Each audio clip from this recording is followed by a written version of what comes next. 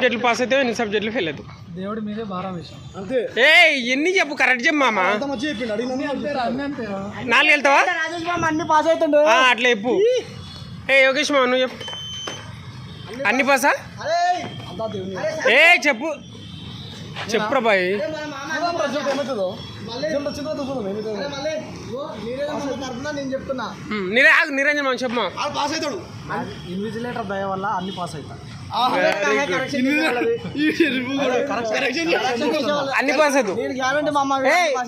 ఏ సామి రా, ఇది సానం ముదురు జరిపోతుంది. ఏ ఎర్రిపోక నువ్వు చెప్పు. అంతా దేవుని పైన భారం, నాదేం లేదు. మొత్తం అన్నీ వెళ్తావా? నాకు తెలియదు. అంటే తెలియదు అంటే అన్నీ వెళ్తాడు అన్నమాట. నా వీడియో దీన్ని చెప్తాను మామా. 4 సబ్జెక్టులలో 4 పోతా. వస్తే ఒక ఇన్వెస్ట్మెంట్ మేనేజ్మెంట్ మాత్రం పక్క వెళ్తా.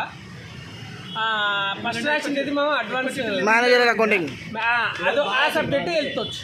మిగతా 2 గోయిందా, 3 గోయిందా. ఇడన్నీ వెళ్తాడంట. నేను చెప్తున్నాను, చెప్తున్నావు కదా. నాకంతా నాకు దేవుని పైన మా లేక శేఖర్ మామ లేక నిరంజన్ మామ లేక చెప్పాలరా డేర్గా. యోగి మామ నువ్వు మామ అన్ని పాస్ అవుతాడు. అన్ని పాస్ అవుతాడు. కూడా అన్నప్పుడు ఇటర్న్ ఉండాలి, అటర్న్ ఉండాలి. అటు ఇటుగా ఉండాలి. నాదైతే పేపర్ల మీదనే భారం వేసిన.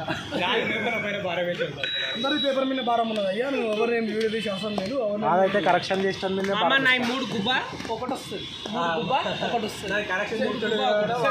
శేఖర్ అడిగిన అన్ని పాస్ అవుతాడు.